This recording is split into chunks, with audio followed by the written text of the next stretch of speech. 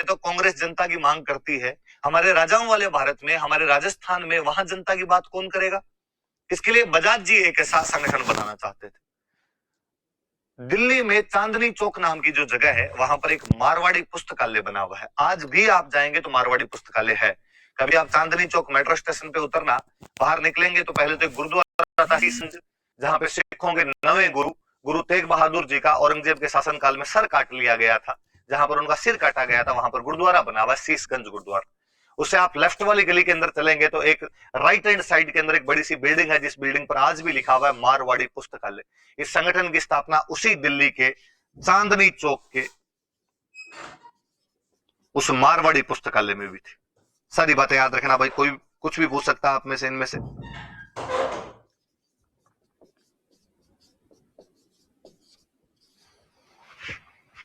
तो राजपूताना मध्य भारत सभा रियासती भारत का पहला राजनीतिक संगठन है। याद रखना सारी बात। रियासती भारत का फर्स्ट पॉलिटिकल ऑर्गेनाइजेशन, प्रथम राजनीतिक संगठन। कब स्थापित हुआ? 1918 में। कहां स्थापित हुआ? दिल्ली के चांदनी चौक के मारवाड़ी लाइब्रेरी या मारवाड़ी पुस्तकालय के अंदर हुआ। 1918 में दिल्ली में ही क्यों हुआ? क्योंकि उस समय कांग्रेस का भी दिल्ली में अधिवेशन हुआ था। उसमें पॉलिटिकल वर्कर्स जो थे वो मिले थे राजस्थान और मध्य भारत के, और उन लोगों ने निश्चय किया था कि हमें एक ऐसा संगठन बनाना चाहिए। मारवाड़ी पुस्तकालय बन रहा था तो मारवाड़ी बणियों का बड़ा योगदान था इसमें, और सबसे बड़े तो बजाज जी। तो इसके संस्थापक कौन कौन थे? तो बजाज जी के नेतृत्व में बना था, तो बड़ा नाम तो बजाज जी का याद रखना। फिर एक नाम और जो अक्सर मैंने आपको बताया है, गणेश शंकर विद्यार्थी। आपको याद हो तो बिजोलिया किसान आंदोलन जो था वो एक समाचार पत्र में बहुत बड़ा छप रहा था। समाचार पत्र का नाम था प्रताप, जो हमारे महाराणा प्रताप के नाम पर था। गणेश शंकर विद्यार्थी कानपुर से निकाला करते थे। 1913 में इन्होंने एक वीकली न्यूज़पेपर के रूप में कानपुर से प्रताप निकालना शुरू किया था। पत्रकार थे, राजनीतिक चेतना पत्रकारों में अपने आप थी, उस समय ज्यादा थी। गणेश शंकर विद्यार्थी भी इसमें साथ थे। हम पढ़ते हैं कि गणेश शंकर विद्यार्थी को हमारे विजय सिंह पथिक ने चांदी की राखी भेजी थी बिजोलिया के लिए। इस संगठन से भी विजय सिंह पथिक जुड़े हुए थे। विजय सिंह पथिक भी इसमें साथ में थे। एक अजमेर के आर्य समाज के बहुत अच्छे कार्यकर्ता हुए चांदकरण शारदा। मैं इनके बारे में कई बातें और बताऊंगा आपको आगे। ये दो भाई थे, एक का नाम था चांदकरण शारदा, एक का नाम हुआ करता था हरविलास शारदा। आर्य समाज के बहुत अच्छे कार्यकर्ता थे, सोशल रिफॉर्म के बहुत अच्छे प्रयास किए, और हम हरविलास शारदा को तो आज भी याद करते हैं कि उन्हीं के नाम पे अपने चाइल्ड मैरिज एक्ट, बाल विवाह रोकने का जो कानून बना था, वो हरविलास शारदा के नाम पर 1929 में बना था। इसलिए आज भी उस एक्ट का नाम शारदा एक्ट है, या शारदा एक्ट के नाम से हम जानते हैं। तो ये दोनों शारदा बंधु थे, चांदकरण शारदा और हरविलास शारदा। अजमेर के आर्य समाज के कार्यकर्ता हुआ करते थे। समाज सुधार की बातें थी तो वो आगे धीरे धीरे पॉलिटिकल अवेकनिंग में भी बदली, और इन लोगों ने संगठन की स्थापना की। वापस देखिए आप, राजपूताना मध्य भारत सभा 1918 में दिल्ली में कांग्रेस अधिवेशन के समानांतर इसकी स्थापना हुई, जो दिल्ली के चांदनी चौक के मारवाड़ी पुस्तकालय में की गई। यह रियासती भारत का फर्स्ट पॉलिटिकल ऑर्गेनाइजेशन था। जो मारवाड़ी पुस्तकालय बना था, मारवाड़ी बनी है, याद आने चाहिए आपके। जमनालाल बजाज थे, एक बहुत बड़े पत्रकार गणेश शंकर विद्यार्थी, जो कानपुर से आपका प्रताप नाम का समाचार पत्र 1913 से वीकली निकला करते थे, उसको विजय सिंह पथिक थे, चांदकरण शारदा थे, और भी खूब सारे लोग थे। ये मुख्य मुख्य कार्यकर्ता है जो इसके अंदर शामिल हुए थे। हम और पढ़ते हैं। कार्यालय कहा गया, कार्यालय कहां बनाया जाए? तो शुरू शुरू में ये कहा गया कि इसका कार्यालय कानपुर में बनाया जाना चाहिए। कानपुर में कार्यालय बनाने के दो रीजन। पहला रीजन तो कानपुर में कार्यालय बनाने का एक ही है कि भाई गणेश शंकर विद्यार्थी वहां से प्रताप नाम का अखबार निकाल रहे थे, तो उन्होंने कहा यार वो मैं वहां पर हूं, मैं इसको हैंडल कर लूंगा, वहां बना लिया जाए। दूसरा कारण ये, मैंने फिर कहा कि मारवाड़ी बणियों का एक बहुत बड़ा संगठन था, और उस समय कानपुर में अपने खूब सारे मारवाड़ी बणिये रहा करते थे। तो उन्होंने भी कहा कि भाई हम इसको टैकल कर लेंगे, तो एक बार कानपुर में बना लो। तो पहले तो इसका कानपुर के अंदर वो रखा गया था, लेकिन बाद में कहा गया कि नहीं यार, कानपुर में। जब ये राजपूताना और मध्य भारत के लिए है, तो कोई राजपूताना या मध्य भारत की जगह हो जहां पर इसका सेंटर बने। तो राजपूताना की कौन सी जगह पे सेंटर बनाया जा सकता है? राजस्थान की वो कौन सी जगह हो जहां हम सेंटर बना ले? क्या हम जोधपुर में, उदयपुर में, बीकानेर में सेंटर बना सकते हैं? नहीं। यहाँ सेंटर क्यों नहीं बना सकते? क्योंकि ये राजाओं का राज्य है यहाँ पे, और राजाओं के राज्य में कोई यूं जाके राजाओं के खिलाफ बोलने वाला सेंटर बनाए तो सूंत के रख दे राजा को। तो साहब कहां सेंटर बनाया जाए? तो उस जगह पे बना लो जहां अंग्रेजों का राज है। अंग्रेज बहुत भले थे बेचारे, वो शांतिपूर्ण आंदोलन के लिए तो मना ही नहीं करते थे, आपको जो करना है वो कर लो, ऑफिस खोलनी ऑफिस खोल लो। और अंग्रेजों का राज अपने अजमेर में हुआ करता था, इसलिए बाद में ये जो ऑफिस था ये कहां पे ट्रांसफर कर लिया गया था, तो ये ऑफिस अजमेर में ट्रांसफर कर लिया गया था।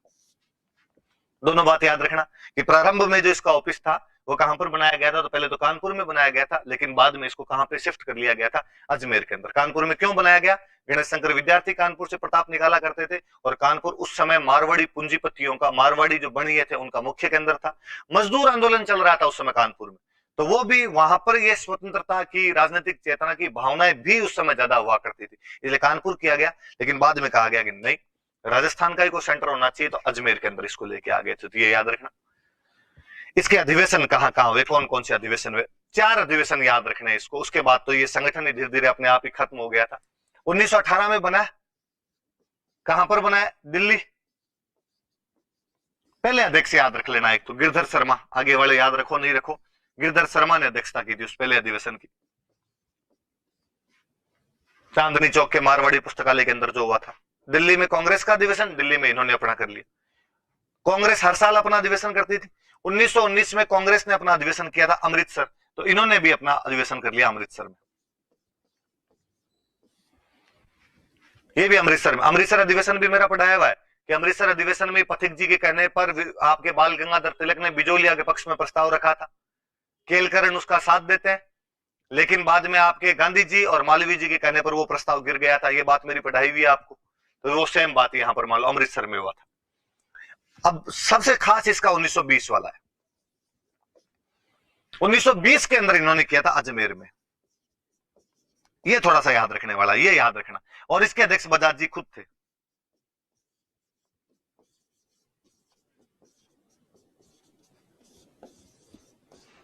ये वाला अधिवेशन याद रखना। इसके और भी अधिवेशन को याद रखने की बात इसलिए जरूरी, अजमेर में 1920 मार्च के अंदर,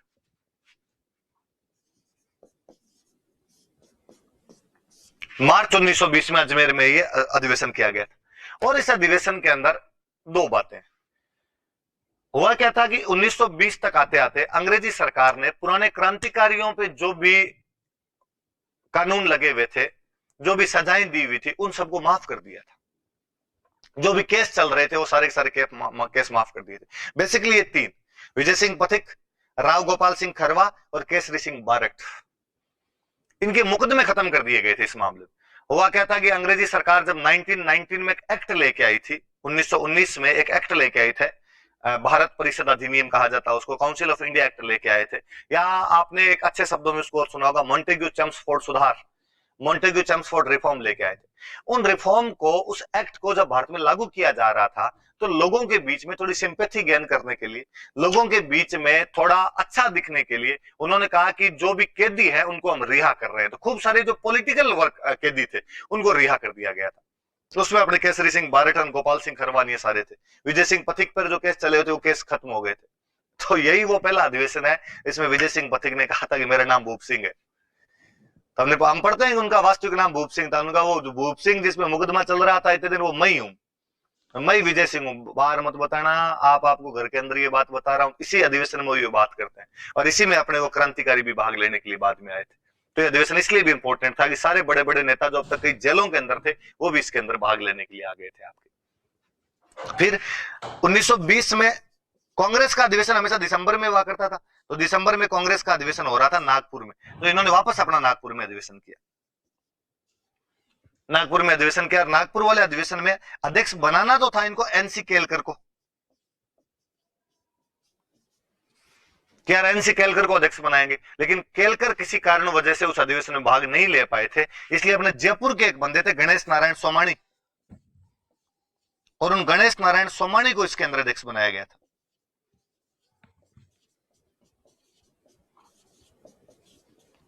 गणेश नारायण सोमाणी अध्यक्ष बनाए गए। वापस याद करना, मैं पीछे से बातों को आपको ले जाके याद करवा रहा हूं कि 1920 वाले नागपुर अधिवेशन में विजय सिंह पथिक 3 किसानों को लेके गए थे, कालू जी, गोकुल जी और नंदलाल जी, और उन 3 किसानों को प्रदर्शनी लगवाई उन 3 किसानों के माध्यम से कि बताओ कांग्रेस वालों को कि किस प्रकार हमारे राजस्थान में किसानों का शोषण हो रहा है, किस प्रकार हमारे राजस्थान में किसानों का एक्सप्लॉयटेशन किया जा रहा है, उसके बारे में आप बताओ। और उन 3 किसानों ने वहां वो एग्जीबिशन एग्जैक्टली तो वास्तव में इस राजपूताना मध्य भारत सभा वाले अधिवेशन में ही लगी थी, पर ये पास पास में ही चल रहे थे। इधर कांग्रेस का अधिवेशन चल रहा था, इधर ये राजपूताना मध्य भारत सभा वालों का चल रहा था नागपुर के अंदर। जब उन्होंने वो किसानों ने प्रदर्शनी लगाई, एग्जीबिशन लगाई, तो ये जो बात थी, ये बात कांग्रेस के कानों तक पहुंची कि यार किस प्रकार किसानों का एक्सप्लॉयटेशन हो रहा है। गांधी जी तक पहुंची, और हमने पढ़ा था कि गांधी जी ने इस नागपुर अधिवेशन के बाद बिजूलिया किसान आंदोलन को अपना नैतिक समर्थन दे दिया था, मॉरल सपोर्ट दे दिया था, आशीर्वाद दे दिया था, ब्लेसिंग दिए। साथ ही इसी अधिवेशन में कांग्रेस ने यह कहा कि देशी रियासतों के लोग भी कांग्रेस के सदस्य बन सकते हैं। इससे पहले तक कांग्रेस के सदस्य केवल ब्रिटिश इंडिया वाले ही बना करते थे। इस राजपूताना मध्य भारत सभा के नागपुर अधिवेशन के बाद 1920 में कांग्रेस ने भी अपने नागपुर अधिवेशन में, जो बराबर ही चल रहा था, ये कहा कि इस देशी रियासतों के जो लोग हैं, प्रिंसली स्टेट्स के जो लोग हैं, वो कांग्रेस के सदस्य बन सकते हैं। वो कांग्रेस के सदस्य बने। अब राजपूताना मध्य भारत सभा वालों का भी ठीक है, जब अपने कांग्रेस में शामिल हो सकते हैं फिर अलग पार्टी क्यों रखें। और इन्होंने कहा भाई अब अपने राजपूताना मध्य भारत सभा नहीं रखनी, और राजपूताना मध्य भारत सभा का भी अब एक तरीके से कांग्रेस में विलय कर दिया जाए, या कांग्रेस की एक सब्सिडरी मान ली जाए, इसको कांग्रेस की एक अनुषंगी संस्था मान ली जाए, कि उसकी एक सब्सिडरी है, उसकी सबऑर्डिनेट है, उसी के साथ की एक संस्था है। तो इनके बस ये 4 अधिवेशन हुए थे, याद रखने वाली सी बात इतनी है। मैं वापस समझा दूं एक बार, कोई क्वेश्चन पूछ सकता है आपको, अच्छा संगठन है। राजपूताना मध्य भारत सभा 1918 में बनी थी। 1918 में क्यों बनी? क्योंकि कांग्रेस का 1918 में दिल्ली में अधिवेशन हुआ, रियासती जनता के राजनीतिक कार्यकर्ताओं ने भाग लिया, और उन्होंने कहा कि हमें भी एक संगठन बनाना चाहिए, और उनका वो संगठन रियासती भारत का प्रथम राजनीतिक संगठन के रूप में राजपूताना मध्य भारत सभा बना था, जो दिल्ली के चांदनी चौक के मारवाड़ी पुस्तकालय के अंदर बनाया गया था। मारवाड़ी बनी है जमनालाल बजाज, कानपुर के एक पत्रकार जो प्रताप नाम का 1913 से वीकली न्यूज़पेपर निकालते गणेश शंकर विद्यार्थी, अपने किसान आंदोलनों के अगुवा विजय सिंह पथिक, अजमेर के आर्य समाज के एक मुख्य कार्यकर्ता चांदकरण सारदा आदि ने इस संगठन की स्थापना की। पहले कानपुर में इसका कार्यालय बनाया जा रहा था, क्योंकि कानपुर में गणेश शंकर विद्यार्थी थे, कानपुर मारवाड़ी पूंजीपतियों का मुख्य केंद्र था, कानपुर में मजदूर आंदोलन चल रहे थे, इसलिए राजनीतिक चेतना का स्तर बहुत ऊंचा था। लेकिन बाद में राजस्थान के अंदर इसका सेंटर स्थापित किया गया। सेंटर कौन सा था? अजमेर इसका सेंटर स्थापित किया गया। 1918 में दिल्ली में इसका अधिवेशन हुआ, जिसके अध्यक्ष थे गिरधर शर्मा, क्योंकि दिल्ली में कांग्रेस का हुआ। 1919 में कांग्रेस का अमृतसर में हुआ, तो इन्होंने भी अपना अमृतसर में किया। इनका याद तो 1920 वाला ही रखना है, जब मार्च में इन्होंने, तब कांग्रेस का नहीं था, इन्होंने अकेलों ने किया, अजमेर के अंदर किया। जमनालाल बजाज उसके अंदर अध्यक्ष थे, और इसी के अंदर भूप सिंह ने कहा मैं विजय सिंह हूं। इसी के अंदर केसरी सिंह बारठ और गोपाल सिंह खरवा जैसे जो क्रांतिकारी थे, जो जेल से छूट के आए थे, उन्होंने भाग लिए थे। और 1920 में फिर कांग्रेस के समानांतर इन्होंने किया, नागपुर के अंदर किया। केलकर को अध्यक्ष बनाना था, केलकर किसी वजह से नहीं आ पाए, तो जयपुर के गणेश नारायण सोमानी थे, उन्होंने इसकी अध्यक्षता की थी। और इसके अंदर ही विजय सिंह पथिक के कहने पर किसानों की प्रदर्शनी लगाई गई। ये बातें कांग्रेस तक पहुंची, और कांग्रेस ने कहा कि देशी राज्यों के जो लोग हैं वो भी कांग्रेस के सदस्य बन सकते हैं। उसके बाद राजपूताना मध्य भारत सभा को कांग्रेस के अनुषंगी सबऑर्डिनेट समिति ही मान लिया गया, कमेटी मान लिया गया। उसके बाद इसके कोई आगे अधिवेशन वगैरह अपने को, बड़े अधिवेशन वगैरह को देखने को नहीं मिलते। ये राजपूताना मध्य भारत सभा, याद रखना भाई। एक संगठन और बना अपने आप चाहो तो इसके उद्देश्य भी बता दूं लो मैं। राजपूताना मध्य भारत सभा के क्या उद्देश्य थे? एक तो रियासतों में उत्तरदायी शासन की स्थापना करवाना, उत्तरदायी शासन की मांग करना। उत्तरदायी शासन समझते हो आप? ये जो एक वर्ड है उत्तरदायी शासन, रेस्पॉन्सिबल गवर्नमेंट। पर राजा का जो राज हुआ करता था ना, वो किसी के प्रति रेस्पॉन्सिबल नहीं है। राजा ने कह दिया तो कह दिया। लोकतंत्र है, वो जनता के प्रति रेस्पॉन्सिबल है। इनकी मांग ये थी कि राजा अपनी सीट पे बैठे रहो, राजा को हम नहीं हटाएंगे। सुनना मेरी बात, इन सब ने ये कहा कि राजा बैठा रहे सीट पे, कोई दिक्कत नहीं है, राजा को नहीं हटाया जाएगा। पर इसमें जनता के लोग शामिल करो, जो मंत्री बनते हैं नीचे, वो जनता के अंदर से लिए जाने चाहिए, और राजा इनसे पूछ के काम करे। कॉन्स्टिट्यूशनल मोनार्की आ जाए, संवैधानिक राजतंत्र जैसी कुछ लेके आए, और ऐसा जो शासन होगा वो कहीं ना कहीं जनता के प्रति उत्तरदायी होगा, रेस्पॉन्सिबल होगा। इसलिए हमें एक रेस्पॉन्सिबल गवर्नमेंट स्थापित करनी। इसका दूसरा क्या था कि कांग्रेस का प्रचार प्रसार करना है आपने को।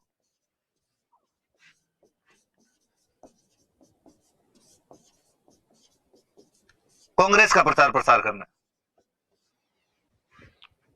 तो इस संगठन के ये उद्देश्य भी थे, तो याद रख लेना। थोड़ी सी बातें मेंस में लिखने के लिए काम आए जी, कभी पूछ ले कोई ऐसे संगठन के बारे में। तो राजस्थान सेवा संघ, गांधी जी का एक ठिकाना हुआ करता था वर्धा, तो ये संगठन 1919 में वर्धा में बना था। वर्धा के अंदर यह संगठन बनाया गया था। मैं अभी और बताऊंगा कैसे क्या बातें वापस करेंगे हम। 1900, अब मैंने लिख दिया 1919 वर्धा में इसकी स्थापना हुई थी। इसके संस्थापक कौन थे? वही विजय सिंह पथिक इसके भी है। उधर जमनालाल बजाज बड़े नेता, इधर तो विजय सिंह पथिक का ये संगठन है। विजय सिंह पथिक। दूसरा एक बड़ा नाम याद रखना आपने, तो रामनारायण चौधरी। बताए हुए मेरे किसान आंदोलनों के कितने बड़े नेता रहे, हम सबने पढ़ा है। अब ये सारे नाम अपने पढ़े हुए, आपको जोर नहीं आएगा ज्यादा। एक नाम और आपके हरि भाई किंकर।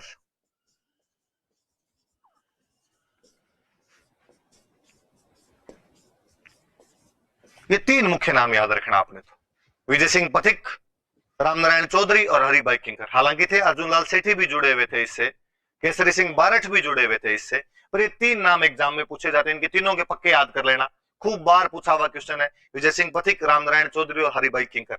मुझे एक बार तो याद है, इन्होंने ऐसे तक पूछ लिया था कि पहले किसी टाइम में पूछते कि राजस्थान सेवा संघ के संस्थापक कौन थे, अपने कह देते रामनारायण चौधरी, सॉरी विजय सिंह पथिक। तो चार ऑप्शन देते, विजय सिंह पथिक, जयनारायण व्यास, माणिक्यलाल वर्मा, मोतीलाल तेजावत। अपने कहते विजय सिंह पथिक। इन्होंने एक बार क्वेश्चन पूछा कि इनमें से कौन कौन या इनमें से कौन सा युग्म राजस्थान सेवा संघ के फाउंडर्स थे? विजय सिंह पथिक, जयनारायण व्यास, विजय सिंह पथिक, माणिक्यलाल वर्मा, विजय सिंह पथिक, मोतीलाल तेजावत, विजय सिंह पथिक, रामनारायण चौधरी। अपने लगा विजय सिंह पथिक तो चारों में आ गए, तो हमने कहा नहीं भाई, विजय सिंह पथिक और रामनारायण चौधरी। अब बच्चों ने विजय सिंह पथिक रामनारायण चौधरी याद किया, दोनों याद करना है, विजय सिंह पथिक रामनारायण चौधरी, विजय सिंह पथिक रामनारायण चौधरी। अगली बार आरपीसी ने फिर चेंज किया कि इनमें से कौन कौन या इनमें से कौन सा एक युग्म, इनमें से कौन सा एक जोड़ा राजस्थान सेवा संघ के संस्थापक माने जाते हैं। चार ऑप्शन दिए, विजय सिंह पथिक, रामनारायण चौधरी, माणिक्यलाल वर्मा, विजय सिंह पथिक, रामनारायण चौधरी, जयनारायण व्यास, विजय सिंह पथिक, रामनारायण चौधरी, हीरालाल शास्त्री, विजय सिंह पथिक, रामनारायण चौधरी, हरिभाई किंकर। स्टूडेंट को लगा यार दो याद करके आए थे, विजय सिंह पथिक, रामनारायण चौधरी, वो तो तीनों में आ गए, तो याद रखना तीसरा बाद में कौन है, एक और हरिभाई किंकर। अर्जुन लाल सेठी और केसरी सिंह बारठ भी थे, आपके दिमाग में रहे तो लिख लेना, पर ज्यादातर किताबें अपने तीन के बारे में लिखती है, इसलिए तीन नाम याद कर लो, वरना इतने ज्यादा फैक्ट आप याद होंगे नहीं, पर तीन तो पक्का याद रखना। तो 1919 के अंदर वर्धा में इसकी स्थापना हुई थी, और आपके विजय सिंह पथिक, रामनारायण चौधरी और हरिभाई किंकर ने इसकी स्थापना की थी। उद्देश्य क्या था? अब बड़ा जोरदार सा है कि राजा और सामंतों के जो प्रजा के साथ संबंध है वो अच्छे बनाने, हार्मोनियस करने हैं, सौहार्दपूर्ण करने हैं उनको। हमारा उद्देश्य राजा तथा जनता, सामंत तथा जनता के बीच में संबंधों में मधुरता लाना है, उन संबंधों को अच्छा करना है। राजा और जनता के बीच में जो भी क्लेश चल रहे हैं, जो भी टसल चल रही है, उन टसल को दूर करना है। तो आप देख लो राजस्थान सेवा संघ ने जहां पर भी किसान आंदोलन वगैरह थे, उन सब के अंदर राजाओं के साथ में कहीं ना कहीं समझौते वगैरह करवाने में, किसानों की मांग उठाने में, सब में मुख्य भूमिका निभाई। आप बिजोलिया वाले किसान आंदोलन के अंदर इनको देखते हैं, बेगू वाले में, इनमें दो में सीधे सीधी सी भागीदारी है, बिजोलिया और बेगू तो, और बाकी सब में, बूंदी वाले में भी अप्रत्यक्ष रूप से नैनूराम शर्मा थे, तो इनके सदस्य ही थे अपने आप निमुचना वाले के अंदर भी देखते हो, अखबार के अंदर तो उसको भी छाप रहे थे वो लोग। आप सिरोही वाले भील आंदोलन को देखते हो, उसके बारे में भी इनके पास जानकारियां थी। तो ये थोड़ी सी राजस्थान सेवा संघ की याद रखना। फिर राजस्थान सेवा संघ तो बहुत ढंग से काम भी कर रहा था, पर वो 1927 के अंदर जाके विजय सिंह पथिक के रामनारायण चौधरी के बीच में बननी बंद हो गई थी, और उसके बाद में मतभेद इतने उग्र हो गए थे, 28-29 तक जाते जाते तो राजस्थान सेवा संघ खत्म ही हो गया था। 27 से खत्म होने की प्रक्रिया उसकी शुरू हो गई थी, 28-29 में पूरी तरीके से राजस्थान सेवा संघ टूट गया। दुर्भाग्य ही रहा, एक बड़ा संगठन था, बाद में भी जारी रहता, शायद और जनता की मांगे उठा पाता, रेस्पॉन्सिबल गवर्नमेंट के लिए और अच्छे आंदोलन कर पाता, पर जितने समय भी में भी रहा था, बहुत अच्छे प्रयास किए थे इसने। पहले वर्धा के अंदर ही था, लेकिन बाद में इसका भी अजमेर के अंदर लेके आ गए थे। पहले शुरुआत में वर्धा में स्थापना की थी, लेकिन बाद में अजमेर के अंदर कार्यालय स्थापित कर लिया था इसका। न्यूज़पेपर, ये सुनने वाली सी बात है, 2 न्यूज़पेपर निकाले थे। वैसे तो राजस्थान सेवा संघ का तो एक ही न्यूज़पेपर था, नवीन राजस्थान या तरुण राजस्थान कहते हैं, पर पहले कहते हैं कि जो विजय सिंह पथिक थे वो गांधी जी से मिले थे, तो गांधी जी ने इनको कहा था कि यार आपको एक अखबार निकालना चाहिए। तो इन्होंने शुरुआत के अंदर एक अखबार निकाला था, उस अखबार का इनके नाम था राजस्थान केसरी। वो राजस्थान सेवा संघ वालों का तो नहीं था, पर विजय सिंह पथिक वर्धा से ही निकालते हैं तो इसके साथ जुड़ी हुई घटना है। पहले राजस्थान केसरी निकाला था, उसके बाद ही वर्धा के अंदर ही राजस्थान सेवा संघ बनाया गया था, तो अखबार निकाला था राजस्थान केसरी। मैं कई बातें बताऊंगा, देखो आप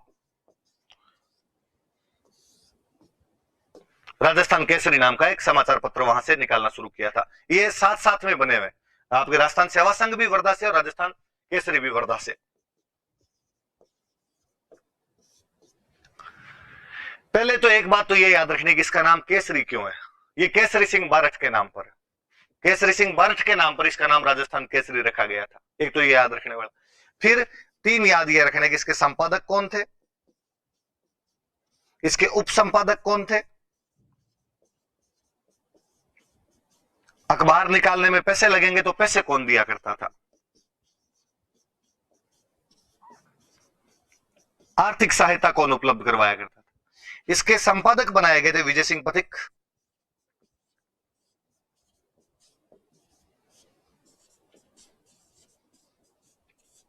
इसके उप संपादक बनाए गए थे रामनारायण चौधरी,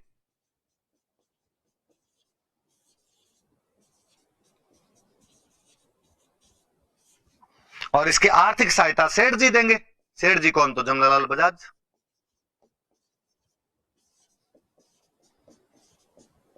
तो इसकी आर्थिक सहायता दिया करते थे जमनालाल बजाज। तो तीन याद रख लेना आप। राजस्थान केसरी वर्धा से निकलता था, संपादक थे विजय सिंह पथिक, को एडिटर थे रामनारायण चौधरी, और जो इकोनॉमिक हेल्प इसके लिए दी थी वो जमनालाल बजाज ने दी थी। तो वर्धा मैंने इसलिए बता दिया कि भाई ये दोनों बातें आपकी याद रह जाए कि भाई वर्धा से पहले राजस्थान सेवा संघ, और वर्धा से अखबार, संगठन कौन सा बनाया वर्धा में, तो राजस्थान सेवा संघ। वर्धा में अखबार कौन सा निकाला था इन लोगों ने, तो राजस्थान केसरी निकाला था। हालांकि ये लंबे टाइम तक नहीं निकल पाया था राजस्थान केसरी, तो इनसे बाद में बंद हो गया था, पर तीन चार बातें याद रहे। राजस्थान केसरी का ऐसा नाम क्यों है, तो केसरी सिंह बारठ के नाम पर राजस्थान केसरी। केसरी सिंह बारठ तब रिहा होकर आए थे 1920 के अंदर, और संपादक थे विजय सिंह पथिक, उप संपादक थे रामनारायण चौधरी, आर्थिक सहायता दी थी जमनालाल बजाज। एक अखबार और अपना पढ़ा हुआ है, नवीन राजस्थान, ये अपने अजमेर से निकालते थे। 1922 में इसको अजमेर से निकालना शुरू किया था इन लोगों ने, विजय सिंह पथिक ने निकालना शुरू किया। फिर 1923 में इसका नाम बदल कर दिया गया था तरुण राजस्थान। सरकार ने रोक लगा दी थी तो इन्होंने नाम चेंज कर लिया अखबार, तरुण राजस्थान निकालना शुरू कर दिया था। और इससे तो आपके खूब सारे विजय सिंह पथिक जुड़े हुए थे। एक तो वो तो याद ही रखना विजय सिंह पथिक ने निकाला था। बाद में दो लोग मुख्य रूप से याद रखने, रामनारायण चौधरी लंबे समय तक इसके संपादक रहे थे, शोभाराम गुप्त इसके संपादक रहे थे,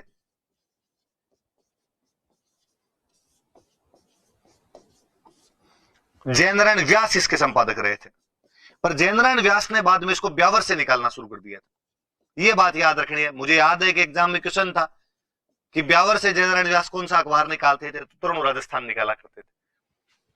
रामनारायण चौधरी को और शोभाराम गुप्त को 1924 में इस अखबार के लिए गिरफ्तार किया गया था कि इस अखबार के अंदर आप सरकार के खिलाफ लिखते हैं।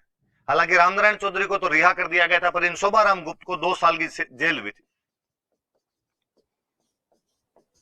2 साल की सजा भुगतनी पड़ी थी। राजस्थान सेवा संघ का मुखपत्र मान सकते हो आप इसको। जैसे अपने पढ़ते हैं भाई शिवसेना वालों का अखबार है सामना, वैसे राजस्थान सेवा संघ वालों का जो अखबार था उस अखबार का नाम था नवीन राजस्थान, अजमेर से निकलता था। बाद में इसका नाम बदलकर कर दिया था तरुण राजस्थान। विजय सिंह पथिक ने निकाला था इसको। बाद में रामनारायण चौधरी और शोभालाल गुप्त इसके संपादक बने थे। इन दोनों को गिरफ्तार भी किया गया था देशद्रोह के आरोप में कि आप गलत जानकारियां लिखते हैं। शोभाराम गुप्त को तो 2 साल की जेल भी हुई थी। बाद में इसको जयनारायण व्यास ने ब्यावर से निकालना शुरू कर दिया था। ये दोनों राजस्थान संघ से जुड़े हुए थे, इसलिए मैंने दोनों आपको एक साथ पढ़ा दिए। यहाँ पर तीन अखबारों के बारे में भी अपने ध्यान में रखा जाए थोड़ी बातें। इन्होंने भी राजनीतिक चेतना लाने का प्रयास किया था। ये लाइनें बहुत अच्छी सी, यस वैभव की चाह नहीं, परवाह नहीं, जीवन रहे ना रहे, इच्छा है तो यह है, जग में स्वेच्छाचार दमन ना रहे। ये नवीन राजस्थान पे पंक्तियां लिखी हुई थी। विजय सिंह पथिक की ये पंक्तियां हैं जो नवीन राजस्थान पे लिखी जाती थी। आरपीसी के एक एग्जाम का क्वेश्चन है, यस वैभव की चाह नहीं, परवाह नहीं, जीवन रहे ना रहे, इच्छा है तो यह है, जग में स्वेच्छाचार दमन ना रहे। यह पंक्तियां कौन से अखबार पर लिखी जाती थी, तो नवीन राजस्थान पर पंक्तियां लिखी जाती थी। और किसकी पंक्तियां हैं, तो विजय सिंह पथिक की। दोनों बातें याद रखना। मैंने हालांकि अखबार का फोटो देखने की कोशिश की थी, फोटो मुझे तो गूगल पे मिला नहीं, आपको मिल जाए तो और अच्छी बात है। पर फिर ये पंक्तियां मुझे याद थी, लाइनें याद थी, तो मुझे लगा यार ये बता दें तो आपके भी थोड़ा ठीक रहे। क्वेश्चन पूछा हुआ है, कोई वापस उठा के नहीं पूछ ले इस क्वेश्चन को। फिर बात करते हैं। फिर एक बड़ा संगठन है, देखो पूरे भारत की रियासतों का एक संगठन बनाया गया था, अखिल भारतीय देशी राज्य लोक परिषद। कांग्रेस 1920 के अंदर कह देती है कि भाई देशी राज्यों के लोग हैं वो भी कांग्रेस के सदस्य बन सकते हैं, पर कांग्रेस अभी भी देशी राज्यों में आंदोलन नहीं चलाना चाहती थी। और कांग्रेस को ऐसा लगता था कि यार यदि हमने देशी राज्यों में आंदोलन चलाया तो हमारी शक्तियां दो भागों में बंट जाएगी। आधी जो शक्तियां हैं वो तो अंग्रेजों के खिलाफ लगेगी, आधी शक्तियां हैं वो राजाओं के खिलाफ लगेगी। ना तो अंग्रेज निकल पाएंगे अपने देश से ढंग से, और ना राजा खत्म हो पाएंगे। इसलिए यार शक्तियों का बंटवारा नहीं करना, एक बार पूरा ध्यान अंग्रेजों के खिलाफ लगाया जाना चाहिए। और जब देश से अंग्रेज चले जाएंगे ना, उसके बाद देखेंगे कि राजाओं के साथ क्या करना है और क्या नहीं करना है। तो कांग्रेस देशी राज्यों में आंदोलन चलाना नहीं चाहती थी। तो देशी राज्यों, अब भारत में लगभग 550 देशी राज्य थे यार, और उनको लगता था यार ये ठीक भेदभाव है हमारे साथ, ये तो गलत किया जा रहा है। 550 रियासतों का दो दो आदमी भी यदि कांग्रेस के अधिवेशन में जाते तो 1100 आदमी हो गए, एक एक भी जाए तो 550 लोग हो गए। इन 550 ने सोचा कि यार कांग्रेस के पीछे पीछे घूमना ही क्यों है, खुद की पार्टी बनाते हैं। अपने तो खुद की पार्टी बना ली जाए, और खुद की पार्टी बना के कांग्रेस अपने ब्रिटिश इंडिया में आंदोलन करती रहे और अपने तो अपने देशी रियासतों में आंदोलन करते रहेंगे। तो यार ये काम ठीक है। 1922 में पूना के अंदर ऐसा प्लान तैयार किया गया।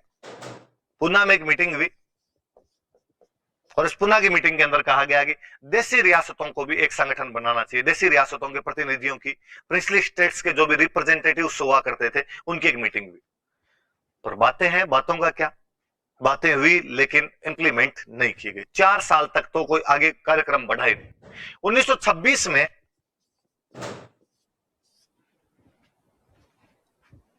वापस चीजें आई, और 1926 के अंदर कहा गया कि यार किया जाए इस पे कुछ ना कुछ। एक समिति का गठन किया गया, और एक समिति कहा भाई बनाओ, आप एक संगठन बनाने की बात करो।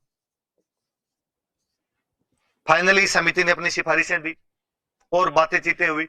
उसके आधार पर 1927 में एक संगठन सामने आया, बॉम्बे के अंदर एक संगठन बनाया गया। याद रखना आप, ये क्वेश्चन पूछा हुआ है, स्थापना कब हुई और कहां हुई, दोनों चीजें। संगठन का नाम देखिए आप, अखिल भारतीय, मतलब पूरे भारत की, देशी राज्य मतलब रियासतों की, लोक मतलब जनता की, परिषद मतलब पार्टी, पूरे भारत के रियासतों के लोगों की पार्टी। All India princely states people's conference, अखिल भारतीय देशी राज्य लोक परिषद। कब बनी? 1927 में। कहां बनी? बॉम्बे में। यह बात याद रखनी, इधर वाली याद नहीं रहे तो भी कोई बात नहीं। 1927 में बॉम्बे में एक पार्टी बनी है जिसका नाम है अखिल भारतीय देशी राज्य लोक परिषद नाम की पार्टी। कहां पर बन रही है? बॉम्बे में। कौन बना रहा है? तो इसके जो अध्यक्ष थे वो तो थे दीवान बहादुर रामचंद्र राव।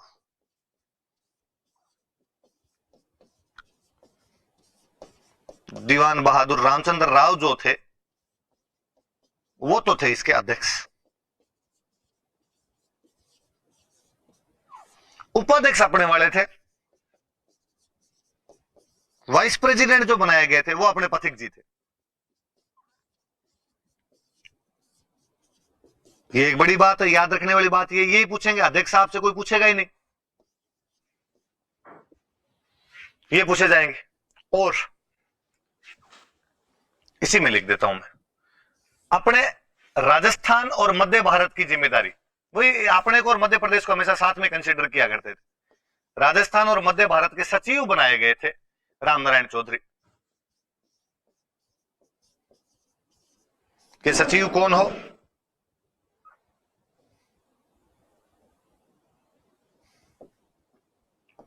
ये बनाए गए आपके रामनारायण चौधरी।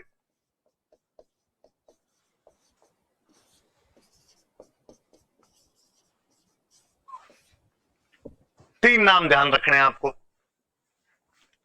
अध्यक्ष कौन थे? दीवान बहादुर रामचंद्र राव, अपने कोई मतलब नहीं इनसे। उपाध्यक्ष अपने वाले थे विजय सिंह पथिक।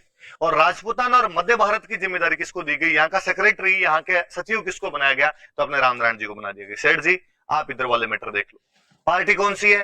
अखिल भारतीय देशी राज्य लोक परिषद। नाम याद कर लें, अगले 5-6 दिन तक मैं लगातार इस पार्टी का जिक्र करूंगा। अखिल भारतीय देशी राज्य लोक परिषद है, बॉम्बे में बनी है। 1927 के अंदर इस पार्टी का निर्माण किया गया और अपने वालों को ये जिम्मेदारी दी गई इसके अंदर। और पढ़ते हैं इसके बारे में। स्थापना वगैरह तो मैंने बताई दी, कैसे कैसे क्या है वो स्थापना। तो और दूसरी बात देखते हैं, 27 में ये पार्टी बनी, स्थापना हुई इसकी। ये बातें कांग्रेस को पता चली तो 1928 में कांग्रेस का कलकत्ता में एक अधिवेशन हुआ। कांग्रेस वाला मोटर लगा कि यार ये रियासत वाले तो अलग जा रहे हैं। कांग्रेस का एक कलकत्ता में अधिवेशन हुआ और इस कलकत्ता अधिवेशन में कांग्रेस ने कहा, मतलब बाकायदा प्रस्ताव पारित किया इस अधिवेशन में। तो कांग्रेस ने एक प्रस्ताव पारित किया और प्रस्ताव पारित करके कहा कि देशी राज्यों के जो राजा है वो जनता को शासन में शामिल करे, देशी राज्य में शासन में जनता की भागीदारी हो। प्रस्ताव पारित करके बात की। कहने का मतलब है कि कांग्रेस ने कहा कि देखो भाई हम भी आपके सपोर्ट में प्रस्ताव पारित कर रहे हैं। डरता गोगोजी धोखे। इतने दिन तक कांग्रेस वालों को लगता था टेकन फॉर ग्रांटेड थे कि रियासत वाले कहां जाएंगे, झकमरा के यहां ही आएंगे अपने पास में। पर अब जब कांग्रेस को लगा कि अलग पार्टी बन गई, कांग्रेस ने कहा सपोर्ट तो करो, और नहीं तो क्या मांग है इनकी मांग है रेस्पॉन्सिबल गवर्नमेंट का। हम भी कहते हैं प्रस्ताव पारित कि जितने भी राजा है वो अपनी अपनी रियासत में, देशी जो राज्य है वो अपनी अपनी रियासत में जो जनता है उसको गवर्नमेंट में भागीदारी दे, उसको शासन के अंदर भागीदारी दे, पार्टिसिपेट दे, उनको उनके अंदर से मंत्री बने, उनके अंदर से सदस्य बने, ये सब वो करना चाहे। तो थोड़ा और जोश है इसके अंदर का, अच्छा पार्टी बनाते अपने तो इनको ही झुका दिया। अब राजस्थान की मध्य भारत की जिम्मेदारी किसको दी हुई? तो आपने दी हुई राजस्थान और मध्य भारत की जिम्मेदारी दी हुई थी रामनारायण जी को। तो रामनारायण जी ने कहा भाई ठीक है, पार्टी का नाम है अखिल भारतीय देशी राज्य लोक परिषद। अपने राजस्थान में भी इसकी एक इकाई बनाई जाए और 1928 में ही इन लोगों ने अपने राजस्थान में इकाई बना ली। उसका नाम था अखिल भारतीय देशी राज्य लोक परिषद। अखिल भारतीय हटा के राजपूताना लिख दिया और कर दिया एक पार्टी और बना ली राजपूताना देशी राज्य लोक परिषद। अपने रामनारायण जी ने ये पार्टी बना लेते हैं। आप 27 में बनी है अखिल भारतीय देशी Rajya Lok Parishad. All India princely states people's Conference का राजस्थान वाली एक इकाई बनाई जाए, ब्रांच बनाई जाए। वही जैसे बीजेपी पूरे भारत की है फिर राजस्थान की बीजेपी है, कांग्रेस पूरे भारत की है फिर राजस्थान की कांग्रेस है, वैसे अखिल भारतीय देशी राज्य लोक परिषद पूरे भारत की रियासतों की पार्टी है, राजस्थान की रियासतों की पार्टी है। राजपूताना देशी राज्य लोक परिषद 28 में बनी। इनका पहला अधिवेशन जो हुआ वो 1931 में हुआ। फर्स्ट सेशन कहां पर बुलाया जाए? वही है जी, एक ही जगह है गौरव वाली जहां पर अधिवेशन बुलाया जा सकता है। और गौरव वाली जगह कौन सी? अजमेर। तो पहली मीटिंग इन लोगों ने कहां पर बुलाई? अजमेर। अध्यक्ष कौन होगा? तो जब रामनारायण जी करता धरता है तो इसके अध्यक्ष कौन थे? रामनारायण जी। तो रामनारायण चौधरी को इसका अध्यक्ष बनाया गया। रामनारायण चौधरी जो थे वो इस पार्टी के अध्यक्ष हुआ करते थे। और 31 वाली के अंदर सबने बात की, सब रियासतों के 2-2 4-4 आदमी इसके अंदर इकट्ठे हुए और सब लोगों ने बात की कि अब अपने को पूरे अलग अलग रियासतों के अंदर राजस्थान में ये आंदोलन चलाना चाहिए, जनता का आंदोलन चलाना चाहिए, प्रजा का आंदोलन चलाना चाहिए। इसलिए नाम है प्रजा मंडल आंदोलन।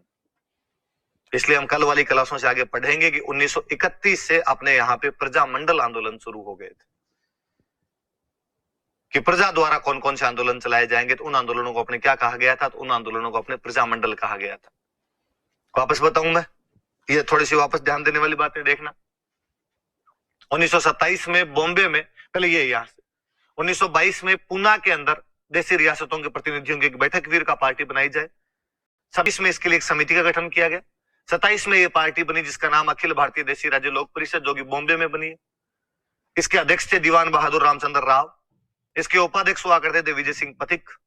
राजपूताना और मध्य भारत का सेक्रेटरी बनाया गया था रामनारायण चौधरी को। इस बात से कांग्रेस दुखी हुई और कांग्रेस ने हाथों हाथ कांग्रेस के 1928 का जो कलकत्ता अधिवेशन हुआ उसके अंदर उन्होंने कहा कि देशी राज्यों को हम कहते हैं, राजाओं के खिलाफ हम एक प्रस्ताव पारित करते हैं और हम राजाओं से कहते हैं कि वो लोग भी जनता को शासन में भागीदारी दे। 28 में अखिल भारतीय देशी राज्य लोक परिषद की राजस्थान वाली इकाई बनी, जिसका नाम था राजपूताना देशी राज्य लोक परिषद। 31 में इन लोगों ने अपना पहला अधिवेशन बुलाया अजमेर के अंदर, रामनारायण चौधरी अध्यक्ष थे, और कहा गया अब तो हर प्रांत के अंदर, हर रियासत में, बीकानेर का अलग, टोंक का अलग, भरतपुर का अलग, धौलपुर का अलग, जोधपुर में अलग, सब जगह प्रजा के आंदोलन चलाने चाहिए। उनको अपने क्या बोलते हैं, प्रजामंडल आंदोलन। और हम कल वाली क्लास में पढ़ेंगे कि 1931 से अपने यहाँ पे क्या शुरू हो जाते हैं, प्रजामंडल आंदोलन।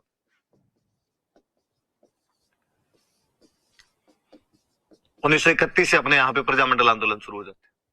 अब एक और खास बात जो याद रखने वाली, जब प्रजामंडल आंदोलन शुरू हो गए ना, अब अखिल भारतीय देशी राज्य लोक परिषद वालों ने अपनी अपनी रियासतों में सब जगह अपने आंदोलन करने शुरू कर दिए। पार्टियां बनाई गई, इन पार्टियों के नाम कहीं प्रजामंडल है, कहीं प्रजा परिषद है, कहीं लोक परिषद है जनता की पार्टियां जनता के आंदोलन कर रही है। कांग्रेस में और हड़कंप मचा और कांग्रेस वालों को लगा यार मामला गंभीर होता जा रहा है। 1938 में कांग्रेस का एक अधिवेशन होता है हरिपुरा में, गुजरात के अंदर एक जगह पड़ती है हरिपुरा, वहां पर कांग्रेस का एक अधिवेशन होता है। सुभाष बाबू पहली बार अध्यक्ष बनते हैं, सुभाष बोस इसमें अध्यक्ष बने गए थे। और सुभाष बोस ने इसके अंदर पूछा कि यार आजकल कांग्रेस वाले जो मीटिंग होती है, सेशन होते हैं, इसमें वो क्यों नहीं आते देशी राज्यों वाले। लोगों ने कहा साहब पार्टी बना ली खुद, तुम्हारे भरोसे नहीं बैठे हैं कोई, और आंदोलन चलाने शुरू कर दिए उन लोगों ने। तो अपने अपने आंदोलन चला रहे हैं, प्रजामंडल आंदोलन। कांग्रेस तो सपोर्ट करती नहीं है उनको, कांग्रेस तो बस प्रस्ताव पारित करके रख देती है। 1938 में पहली बार कांग्रेस ने कहा कि हम प्रजामंडलों को समर्थन देते हैं। याद रखना, क्वेश्चन पूछा हुआ है, वापस कोई पूछ लेगा कि कांग्रेस ने प्रजामंडल आंदोलनों को अपना समर्थन कब दे दिया था, 1938। इस बात को और याद रखना, हम आगे पढ़ाऊंगा आपको। 1938 में राजस्थान में सबसे अधिक प्रजामंडल बने हैं। 31 से प्रजामंडल शुरू होते हैं, कोई 31 में बनता है, 34 में बनते हैं, 36 में बनते हैं, पर सबसे ज्यादा प्रजामंडल यदि बने थे तो 38 के अंदर बने थे। तो तीन पार्टियां मुख्यतः याद रखना जिन्होंने राजस्थान में जन जागरण करने का प्रयास किया था। शुरुआत में राजपूताना मध्य भारत सभा और राजस्थान सेवा संघ ये करती है, जो हमारे यहाँ के नेताओं द्वारा चलाई गई थी, पर वो मतभेदों की वजह से, अन्य किसी कारणों से वो पार्टियां खत्म हो गई। फिर एक पार्टी जो पूरे भारत की बनी थी, उसका असर राजस्थान में भी दिखाई दिया। भारत में बनी थी अखिल भारतीय देशी राज्य लोक परिषद, राजस्थान में उसकी यूनिट थी राजपूताना देशी राज्य लोक परिषद, प्रत्येक रियासत में उसकी जो यूनिट थी उसके नाम हुआ करते थे प्रजामंडल। कल से हम प्रजामंडल शुरू करेंगे, हमारी अलग अलग रियासत के सारे प्रजामंडल हम पढ़ेंगे। तब तक के लिए धन्यवाद। हाँ जी, तो लास्ट वाली क्लास में हमने राजस्थान में राजनीतिक जन जागरण शुरू कर लिया था। हम कुछ ऐसे संगठन पढ़ रहे थे जिनके माध्यम से राजस्थान में पॉलिटिकल अवेकनिंग का काम किया गया था, और उन्हीं में से हमने सबसे पहले एक संगठन पढ़ा था राजपूताना देशी भारत मध्य भारत सभा, जो कि रियासती भारत का पहला पॉलिटिकल ऑर्गेनाइजेशन हुआ करता था। और हमने बताया था कि 1918 में दिल्ली में कांग्रेस का अधिवेशन हुआ। उसी समय दिल्ली के अंदर चांदनी चौक के मारवाड़ी पुस्तकालय के अंदर जमनालाल बजाज, विजय सिंह पथिक, आपके गणेश शंकर विद्यार्थी, नरसिंह देव सरस्वती, चांदकरण शारदा, इन कुछ लोगों ने मिलकर एक वो संगठन बना लिया। शुरुआत में कहा गया कि इसका कार्यालय कानपुर रखो, लेकिन बाद में इसका कार्यालय अजमेर लाया गया था। पहले अधिवेशन में इसके अध्यक्ष थे गिरधर शर्मा। दूसरा अधिवेशन इसका दिसंबर 1919 में अमृतसर में कांग्रेस के समानांतर हुआ। तीसरा अधिवेशन इंपोर्टेंट है, जो कि 1920 के मार्च में अजमेर में हुआ। जमनालाल बजाज इसमें अध्यक्ष थे। इसी में भूप सिंह जी ने कहा था मैं विजय सिंह हूँ। इसी में केसरी सिंह बारट और गोपाल सिंह गरवा जैसे जो क्रांतिकारी थे, छूट के आए थे, तो उन लोगों ने भी इस अधिवेशन के अंदर भाग लिया था। और फिर 1920 के अंदर आपका यह अधिवेशन नागपुर में कांग्रेस अधिवेशन के समानांतर हुआ, जिसमें विजय सिंह पथिक के कहने पर किसानों की प्रदर्शनी दिखाई गई थी। और उसके बाद कांग्रेस की सहयोगी संस्था इस राजपूताना मध्य भारत सभा को मान लिया गया था। उद्देश्य यह था कि कांग्रेस का अधिकाधिक प्रचार प्रसार करना है, देशी राज्यों में राजनीतिक जागरूकता लेके आनी है, उत्तरदायी शासन की स्थापना वगैरह करवानी है। इसी दौरान विजय सिंह पथिक गांधी जी से मिले थे और गांधी जी कहने पे वर्धा से एक समाचार पत्र निकालना शुरू किया था, जिसका नाम था राजस्थान केसरी, जिसमें केसरी शब्द केसरी सिंह बारट का है। उसके संपादक विजय सिंह पथिक थे, उसके उप संपादक रामनारायण चौधरी थे, और पैसे देने का काम आपके जमनालाल बजाज किया करते थे उस अखबार का, राजस्थान केसरी का। और वर्धा से निकालना शुरू किया था और राजस्थान केसरी। और वर्धा में एक संगठन बनाया था जिसका नाम था राजस्थान सेवा संघ, जो कि विजय सिंह पथिक, रामनारायण चौधरी और हरिभाई किंकर ने बनाया था। लेकिन बाद में उसका कार्यालय तो हालांकि अजमेर लेकर आ गए थे। हम पढ़ते हैं कि विभिन्न किसान आंदोलनों में वो संगठन अपनी मुख्य भूमिका निभाता है, परंतु बाद में नेताओं के आपसी मतभेदों की वजह से 2829 तक जाते जाते वो राजस्थान सेवा संघ खत्म हो जाता है। राजस्थान सेवा संघ वालों का मुख्य पत्र हुआ करता था नवीन राजस्थान, जो कि अजमेर से निकलता था और बाद में इसका नाम बदलकर तरुण राजस्थान कर दिया गया था। शुरू में विजय सिंह पथिक निकालते थे, बाद में रामनारायण चौधरी और शोभाराम गुप्त से निकालते थे। इन दोनों को गिरफ्तार भी किया गया था। शोभालाल गुप्त को तो इसके लिए बाकायदा 2 साल की सजा भी हुई थी। फिर जयनारायण व्यास ने इसको ब्यावर से निकालना शुरू कर दिया था। ये तमाम बातें हमने पढ़ी थी। फिर एक संगठन पढ़ा था अखिल भारतीय देशी राज्य लोक परिषद, जिसके लिए 1922 में पुनः से प्रयास करने शुरू किए थे। 1926 में एक समिति बनी थी। 27 के अंदर बॉम्बे के अंदर इसका गठन किया गया था और दीवान बहादुर रामचंद्र राव उसके अध्यक्ष बनाए गए थे। विजय सिंह पथिक उसके उपाध्यक्ष थे और रामनारायण चौधरी को राजपूताना और मध्य भारत सभा का सचिव बनाया गया था। 28 के अंदर कांग्रेस ने घोषणा की, प्रस्ताव पारित किया कि भाई देशी राज्यों में जो उत्तरदायी शासन है उसको स्थापित किया जाना चाहिए। 38 के अंदर कांग्रेस का जो हरिपुरा में अधिवेशन हुआ, इसमें सुभाष बाबू अध्यक्ष थे। उसके अंदर कहा गया कि प्रजामंडल आंदोलनों को हम अपना समर्थन देते हैं, तो प्रजामंडल आंदोलन में अचानक बूम आई थी। 28 के अंदर अपने राजपूताना देशी राज्य लोक परिषद का गठन किया गया था। 31 में इसका पहला अधिवेशन अजमेर के अंदर बुलाया गया, जिसके अध्यक्ष रामनारायण चौधरी थे और उसके बाद राजस्थान में प्रजामंडल आंदोलन की शुरुआत हो जाती है।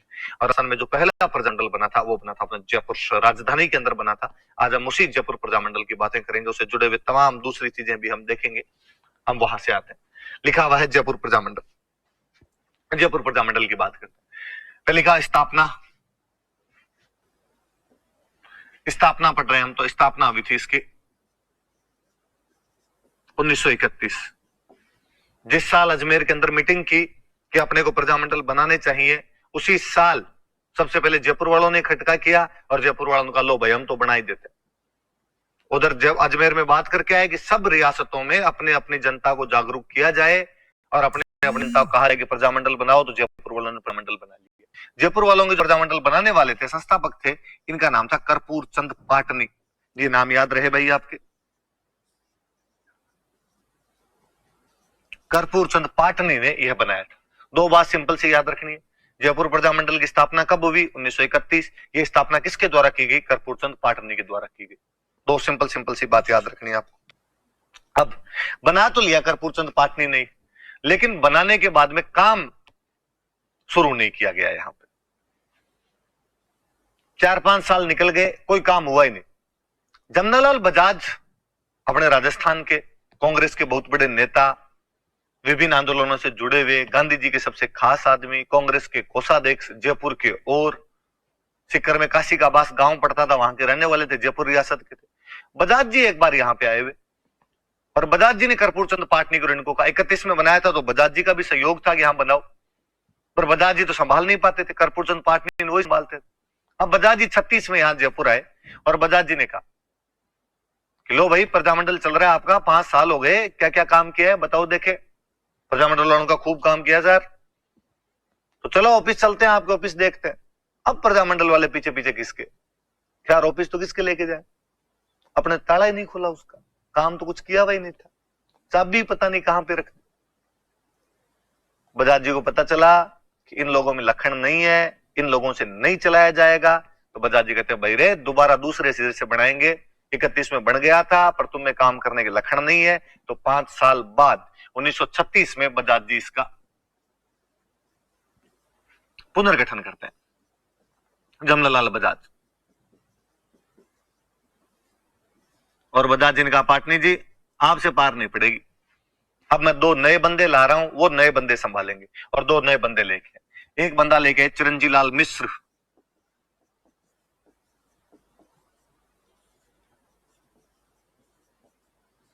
चिरंजीव लाल मिश्र को लेके आए आप संभालिए। एक बंदा लेके आए हीरालाल शास्त्री।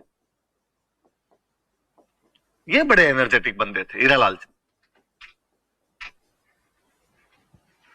तो 2 बंदे किस किस को लाया गया? चिरंजीव लाल मिश्र को और हीरालाल शास्त्री को। चिरंजीव लाल मिश्र को अध्यक्ष बना दिया, हीरालाल शास्त्री को मंत्री बना दिया इसका, और कहा आप संभालिए। अध्यक्ष मंत्री याद रहे नहीं रहे, ये याद रखें कि कौन से 2 बंदों को प्रजामंडल के लिए अपॉइंट किया गया था। तो चिरंजीव लाल मिश्र और हीरालाल शास्त्री को इसके लिए अपॉइंट किया गया था। प्रजामंडल बना कब जयपुर वाला? 1931। बनाया किसने? तो कर्पूर चंद पाटनी। पुनर्गठन किसने किया? जमनालाल बजाज। कब किया? तो 5 साल बाद, मतलब 1936। कौन से 2 बंदों को अपॉइंट किया कि काम कीजिए? और वो 2 बंदे थे चिरंजीव लाल मिश्र और हीरालाल शास्त्री। उनमें शास्त्री जी का नाम ज्यादा याद रखना। एनर्जेटिक बंदा, यंग मैन, शास्त्री जी ने कहा मैं संभाल लूंगा, आप चिंता ही मत करो। बजाज जी निश्चिंत। पहला अधिवेशन बुलाया गया 1938 के अंदर, पहला अधिवेशन हुआ 8-9 मई 1938। 8-9 मई 1938 को जयपुर के अंदर पहला अधिवेशन बुलाया गया। जयपुर के अंदर ही अपने एक जगह थी नथमल का कटला, वहां पर ही अधिवेशन किया गया। गीत गाया करते थे, नथमल के कटले में आया करो, सालाना जलसे में भाग लिया करो या धूम मचाया करो टाइप के गीत और गाया करते थे। तो नथमल का कटला नाम की जगह थी जहां पर 8-9 मई 1938 को पहला अधिवेशन, बजाज जी अध्यक्ष बन गए थे 38 में, बजाज जी की अध्यक्षता में किया गया। एक और बड़ी जोरदार बात याद रखने वाली है, यह अधिवेशन जब चल रहा था तो 10 मई को महिलाओं की एक सभा को संबोधित किया गया। और आप जानते हैं संबोधित करने के लिए कौन आए? 10 मई 1938 को जयपुर में जो महिलाओं की सभा को संबोधित किया गया था, उसको संबोधित करने के लिए गांधी जी की पत्नी, आपके दिमाग में नाम आ गया होगा, कस्तूरबा गांधी जो थे, उन्होंने इस सभा को संबोधित किया था। तो ये बात भी याद रखने वाली, कस्तूरबा गांधी को एड्रेस करने के लिए यहां पे आए थे। तो जयपुर प्रजामंडल का पहला अधिवेशन 8-9 मई 1938 को हुआ, जयपुर के नथमल का कटला नाम की जगह पर हुआ।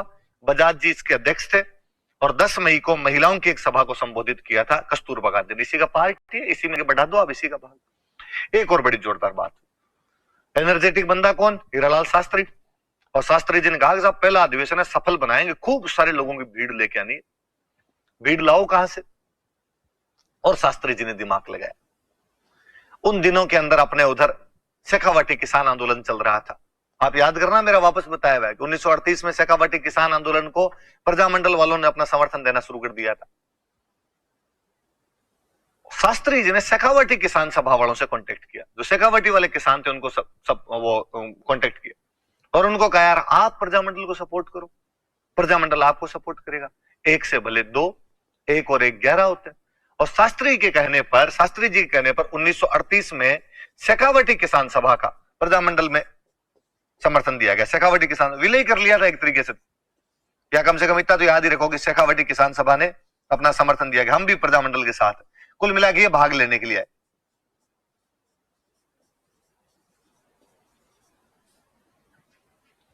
इन लोगों ने भी इसके अंदर भाग लिया। अब कुछ ढंग के नेता मिले, हमने पढ़ा शेखावाटी किसान सभा में तो खूब अच्छे अच्छे नेता थे, वो ढंग के नेता मिले, जैसे सरदार हरलाल सिंह। अब वो प्रजामंडल वाले के साथ भी जुड़ गए, है ना। नेतराम सिंह मैंने बताए थे, अपने जो कमला जी के पापा थे। तारकेश्वर प्रसाद शर्मा बताए थे मैंने, अखबार वगैरह भी बताए थे इनके। अब मैं जब ये नाम लिखता हूं तो मैं चाहूंगा कि आपके दिमाग में इनके अखबार वगैरह के नाम आ जाए। आपके लादूराम जोशी थे, और लादूराम जोशी का नाम याद रखना, ये भी आगे चल के अध्यक्ष बने थे, प्रजामंडल के अध्यक्ष रहे थे लादूराम जोशी, बड़ा इंपॉर्टेंट नाम है लादूराम जोशी, प्रजामंडल के अध्यक्ष बने थे। बाद में इनका नाम थोड़ा और याद रखना आपने, ये प्रजामंडल के अध्यक्ष बने थे बाद में। ये कुछ लोग और जुड़ गए। तो 38 वाले अधिवेशन, 38 का साल बड़ा इंपॉर्टेंट का साल है, वापस से याद करो 38 इतना इंपॉर्टेंट क्यों हो जाता है? क्योंकि 38 में कांग्रेस जो है वो सपोर्ट कर रही है प्रजामंडल आंदोलनों की, वो प्रजामंडल आंदोलनों के साथ हम है, तो सब जगह जोश आया हुआ था। तो जयपुर वालों के अंदर भी ये जोश आया हुआ था, और जयपुर वालों ने कहा कि हाँ हम भी हमारा अधिवेशन बुलाएंगे। बजाज जी जब आप ही हो करता धरता तो आप बनो अध्यक्ष।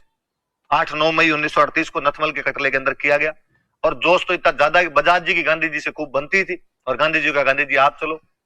गांधी जी ने कहा यार मैं तो थोड़ा इधर बिजी हूं, मैं क्या लाऊंगा, तुम्हारी भाभी जी को ले जाओ। तो कस्तूरबा गांधी को लेके आ गए, और भाई लुगाइयों को तो कम से कम आप एड्रेस करो, लुगाइयों में तो आप भावना जगा के जाओ। कस्तूरबा गांधी ने कहा ठीक है, अपने जगा के जाएंगे। तो 10 मई को कस्तूरबा गांधी करते। शास्त्री जी अब जब बजाज के अपॉइंट किए, शास्त्री जी ने कहा अपने में पूरा जोश है और भीड़ लाऊंगा मैं, शेखावाटी वालों को जाकर आगे आओ, आप हमारा सपोर्ट करो। शेखावाटी वाली किसान सभा ने पूरा सपोर्ट किया, विलय हो गया था प्रजामंडल में उनका। सरदार हरलाल सिंह जी, नेतराम सिंह जी, तारकेश्वर प्रसाद शर्मा, लादूराम जोशी, ये तो आगे चल के प्रजामंडल के अध्यक्ष तक बने थे। ये तमाम लोग भी अब प्रजामंडल के साथ में जुड़ गए, तो प्रजामंडल की शक्तियां खूब बढ़ गई। अब जब इतनी प्रजामंडल की शक्तियां बढ़ी तो जयपुर रियासत को डर लगा। जयपुर रियासत को डर लगा यार ये तो खराब करेंगे। तो कहते हैं कि इससे पहले मैं एक बात और बता थोड़ी सी। 1939 में जयपुर रियासत ने प्रजामंडल पर रोक लगा दी। जयपुर प्रिंसली स्टेट जो था ये प्रजामंडल पे रोक लगा देता है। प्रतिबंध है भाई, प्रजामंडल का कोई भी काम नहीं किया जा सकता। और बजाज जी को गिरफ्तार और कर लिया था।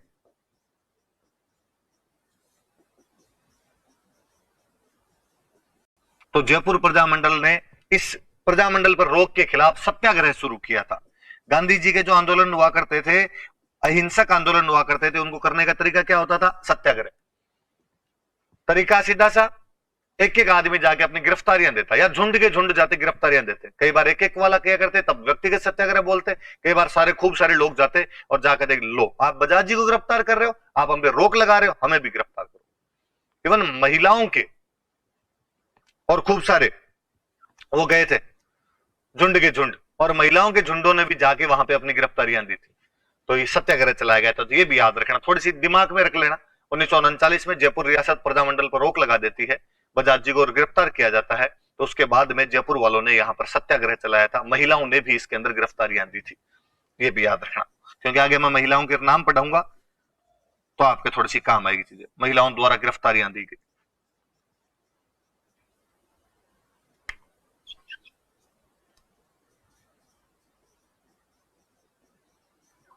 महिलाओं द्वारा गिरफ्तारियां दी, सबसे काम की बात है। 1942 आ गया, रोक वगैरह हट गई, ठीक है साहब, आप अपने काम कर सकते हो। 1942 आया, गांधी जी अपना एक बहुत शानदार सा मूवमेंट चला रहे थे, क्विट इंडिया मूवमेंट, भारत छोड़ो आंदोलन। गांधी जी ने भारत में 3 बड़े आंदोलन चलाए थे। 1920 नॉन कोऑपरेशन मूवमेंट, असहयोग आंदोलन। 1930 सिविल डिसोबीडियंस मूवमेंट, सविनय अवज्ञा आंदोलन। 1942 क्विट इंडिया मूवमेंट, भारत छोड़ो आंदोलन। 3 आंदोलन गांधी जी द्वारा भारत में बड़े तौर पर चलाए गए थे। भारत छोड़ो आंदोलन 8 अगस्त 1942 को बॉम्बे में ग्वालियर टैंक नाम की जगह है, वहां से शुरू किया गया। इसी दिन गांधी जी ने अपना वो सुप्रसिद्ध डू और डाई, करो और मरो का भाषण दिया था। और गांधी जी ने जब वो भाषण दिया, 70 मिनट का गांधी जी का लंबा सा वो भाषण है। गांधी जी एक एक बात बताते हैं किसको क्या करना है। तो गांधी जी उसमें एक लाइन और बोलते हैं कि मैं देशी राज्यों के राजाओं को कहना चाहूंगा कि वो अंग्रेजों से अपने संबंध विच्छेद कर लें, अंग्रेजों के साथ में अब कोई भी रिलेशन ना रखें। अब देश आजाद होने वाला है, अंग्रेजों को भारत छोड़ना पड़ेगा, इसलिए हे राजाओं, तुम भी जनता के पक्ष में अपने राज्य की घोषणा कर दो और अंग्रेजों को तलाक तलाक तलाक बोल दो। 8 अगस्त को गांधी जी ने भारत छोड़ो आंदोलन को शुरू करते समय बॉम्बे के ग्वालियर टैंक मैदान में यह भाषण दिया और देशी राज्यों के राजाओं से कहा गया कि वो जनता के पक्ष में अपने राज्य त्याग दे और अंग्रेजों के साथ अपने संबंध विच्छेद कर ले और वो जनता के साथ में खड़े हो जाएं, अंग्रेजों के खिलाफ खड़े हो जाएं। हालांकि 9 अगस्त को ही अंग्रेज गांधी जी और कांग्रेस के सारे बड़े नेताओं को गिरफ्तार कर लिया। मॉडर्न में हम पढ़ेंगे कि ऑपरेशन जीरो ओवर चलाया गया था और ऑपरेशन जीरो ओवर में सारे के सारे नेता गिरफ्तार कर लिए गए। तो बाद में आंदोलन स्वतः स्पॉन्टेनियस ढंग से आगे बढ़ा था। इस अधिवेशन में जयपुर वालों की तरफ से हीरालाल शास्त्री गए हुए थे।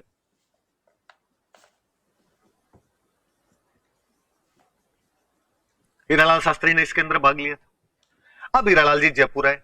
हीरालाल जी की ये चीज समझ में नहीं आई कि यार किस प्रकार से संबंध विच्छेद करने हैं,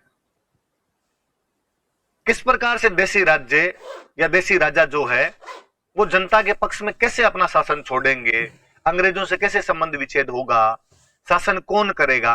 कंसेप्ट क्लियर हीरालाल जी के हुए नहीं। तो हीरालाल जी ने यहां पे आगे कहा कि भाई अपने भारत छोड़ो आंदोलन के अंदर भाग नहीं लेना। आधुनिक जयपुर के निर्माता कहा जाता है मिर्जा इस्माइल, जिनके नाम पर अपने जयपुर की एक शानदार सी रोड है, MI road, Mirza Ismail road. Hiralal ji के और मिर्जा इस्माइल के संबंध बहुत अच्छे थे, प्रधानमंत्री के साथ बहुत अच्छे रिलेशन थे। तो हीरालाल जी ने कहा यार नहीं, अपने को कोई भाग वगैरह नहीं लेना इसके अंदर। हीरालाल जी वापस आए तो प्रजामंडल के जो कार्यकर्ता थे, उन प्रजामंडल के कार्यकर्ताओं ने हीरालाल जी से पूछा, भाई हीरालाल जी क्या करना है, अपने सब गांधी जी के चेले हैं और गांधी जी ने कहा भारत छोड़ो आंदोलन चलाएंगे, अंग्रेजों को भारत से भगाना है, क्या अपने को भाग लेना चाहिए या नहीं लेना चाहिए। शास्त्री जी ने कहा कि 17 अगस्त को एक मीटिंग रखते हैं और इस मीटिंग के अंदर बताएंगे क्या करना है क्या नहीं करना है। सारे कार्यकर्ताओं को लगा यार 17 अगस्त वाली मीटिंग में तो शास्त्री जी घोषणा कर देंगे कि यार अपने को भारत छोड़ो आंदोलन में भाग लेना है। पर भाई शास्त्री जी ने भाषण भी दिया पर गोल मटोल कर गए, और शास्त्री जी ने साफ तौर पे नहीं कहा कि हमें भारत छोड़ो आंदोलन के अंदर भाग लेना है। कार्यकर्ताओं में कईयों के अंदर यूं जुनून, कुछ कार्यकर्ता तो शास्त्री जी के साथ में जो समझ रहे थे कि अपने को भाग नहीं लेना है, शास्त्री जी की तरफ से ठंडा सा उत्तर यही है। कईयों ने आगे शास्त्री जी से पूछा कि शास्त्री जी चिट्टा चिट्टा जवाब दो, साफ साफ बताओ, बातों घुमाओ मत यार इधर उधर, भारत छोड़ो आंदोलन में भाग लोगे या नहीं लोगे। शास्त्री जी अध्यक्ष हुआ करते थे उस टाइम प्रजामंडल के, आप अध्यक्ष हो यार, आप नहीं बताओगे कौन बताएगा। शास्त्री जी ने कहा नहीं, भारत छोड़ो आंदोलन में तो अपने भाग नहीं लेंगे। क्यों? शास्त्री जी ने कहा मेरी मिर्जा इस्माइल से बात हो रखी है और उन्होंने कह दिया कि वो अपनी बातें मान लेंगे। तो जब सरकार बात मानने के लिए तैयार है फिर किस बात का आंदोलन करना है? फिर तो विरोध के लिए विरोध है, झंडे लेके कहीं निकल जाओ। जो कार्यकर्ता आंदोलन करना चाहते थे उन्होंने कहा कि सरकार ने कोई लिखित में दिया है, कोई एश्योर किया आपको? शास्त्री जी ने कहा जबान नाम की भी कोई चीज होती है, वो कह रहे हैं कर देंगे तो कर देंगे, क्यों इस पे इतना लड़ना झगड़ना।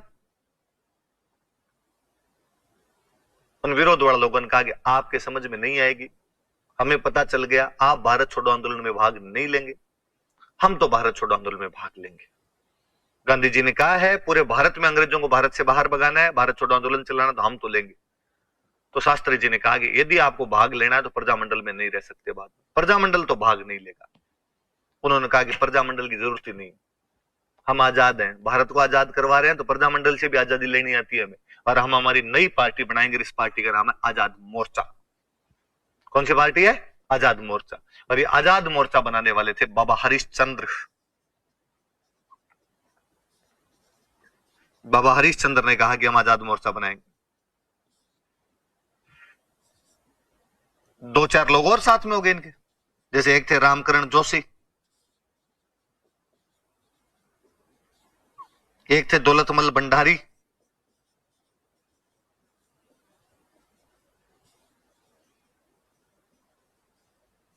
एक थे गुलाब चंद कासलीवाल,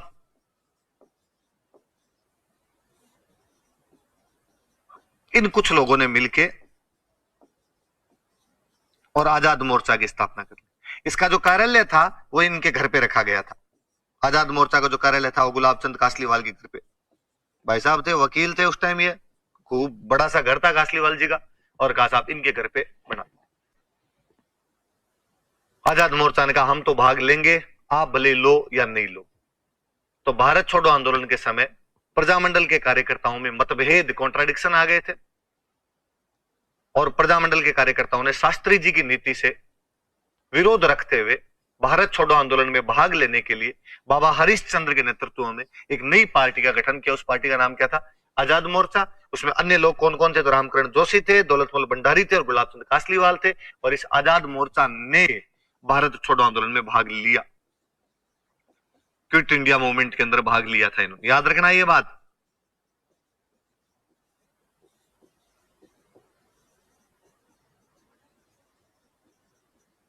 ये भाग लेते हैं इसके अंदर। अब शास्त्री जी पे दबाव आया, और अब जो शास्त्री जी वाले कार्यकर्ता थे उन्होंने कहा कि शास्त्री जी तो फजीती हो रही है, आजाद मोर्चा भारत छोड़ो आंदोलन चला रहे हैं, और अपन ने कहा था कि नहीं सरकार ने हमारी बातें मान ली। तो कौन सी बातें मान ली? सरकार ने तो बुलाया भी नहीं आपको। शास्त्री जी के दोस्त मिर्जा इस्माइल जो प्रधानमंत्री हुआ करते थे, जयपुर रियासत के प्रधानमंत्री थे उस समय,